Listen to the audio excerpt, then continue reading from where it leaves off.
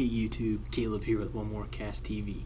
So we're going to start our beginner series off with gearing up for trout. So I'm going to discuss rods, I'm going to go over reels, I'm going to go over line, I'm going to go over bait, all of that great stuff. Everything that you need will be in a couple different episodes here as it goes along, tying everything in together piece by piece, giving you time to kind of break everything down, understand it, absorb it, and not be too overwhelmed. I see a lot of videos that try to hit everything all at once. They're probably shouting out terms that you've never heard before, so I'm going to do my best to stay away from any of the more in-depth talk that's not really as important, all those words that you're not necessarily going to need to know at this time, to just get out there on the water and have some fun. So, first thing we're going to talk about in the series is a spinning rod.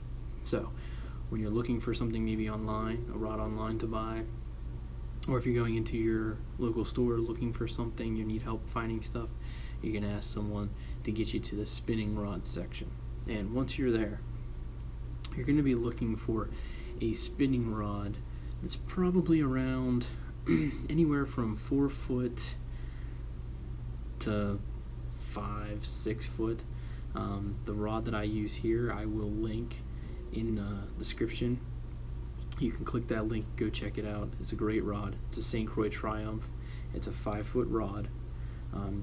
Any description about the rod will be listed right here above the handle, or it might be sometimes down here at the bottom. Sometimes it's in the middle. It just depends on the shape of the grip and how the rod's laid out. So you'll see some words on here like ultralight and moderate action.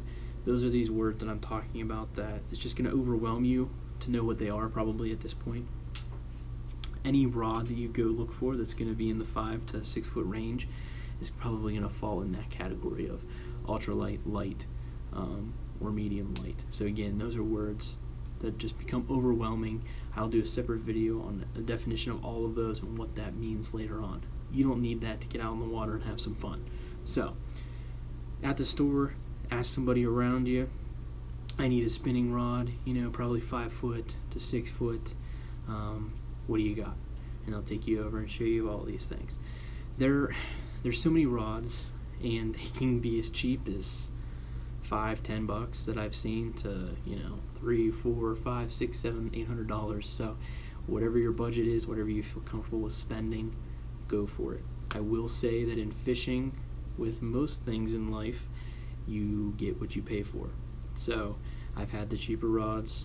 They don't do as well. They're not as sensitive. And sensitivity being you'll feel the bites a little easier. So, probably a good $50 rod will get you a good starting point. If that's a little too much, then just go down to wherever your budget is. The other thing that you can look for is sometimes they have 2-piece rods or a single piece. This is all one piece. All the rods that I use, with the exception of some of my fly rods and my steelhead rods, I prefer all one piece. I feel that the one piece is a lot more sensitive. I'm just more comfortable with those. Some people need to break them down, fit them in the car a little easier. By all means, go 2-piece. So just go based on your budget. The length is going to be based on where you're fishing. All the streams that I have around here in Johnstown, PA, and the surrounding PA areas, I have no problem reaching everything with my 5-foot rod. So I don't have to worry about not making it to the other side of the bank. I can cast over there. I do find that with a smaller rod, I can get under trees a little easier than some of the people using a 6-foot rod. So again, it's going to be getting it in your hand, kind of moving it around, feeling comfortable with it to really see which one's going to work for you. Sensitivity test, something that you can do to test how sensitive they are. If you have somebody else with you, it's a great thing to do. You can hold on to the handle down here and then have somebody else put the tip of the rod on their neck and have them talk. And you should feel the vibrations of their voice at the bottom of the handle. That's going to let you know when a fish is biting a lot easier. If you can feel those vibrations of a voice talking through the handle, you're going to feel the fish bite a lot easier, and that's where the more expensive rods come into play. I I feel like this Triumph St. Croix rod that I have, I think it was $70, but I'm not sure 100%. Again, I'll have that linked in the video. You can go right to it and check it out. So again, to recap, probably a 5 to 6 foot rod. If you want to get in depth and look through the definitions and make sure it's a light to ultra light rod, that's going to let you know. There's also detail on the line capabilities down here. 2 to 6 pound line this takes, and 1 to 16th ounce to 1/4 ounce weights.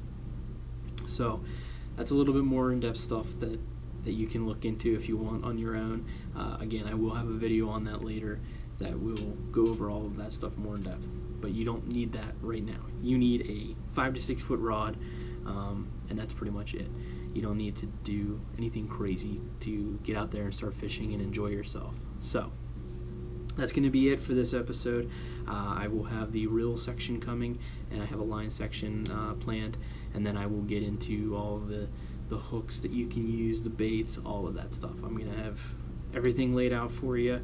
If there's anything you don't understand, you need more help, please comment, private message me, and I'll be more than glad to help you out. So stay tuned for the reel section, and we'll see you on the water.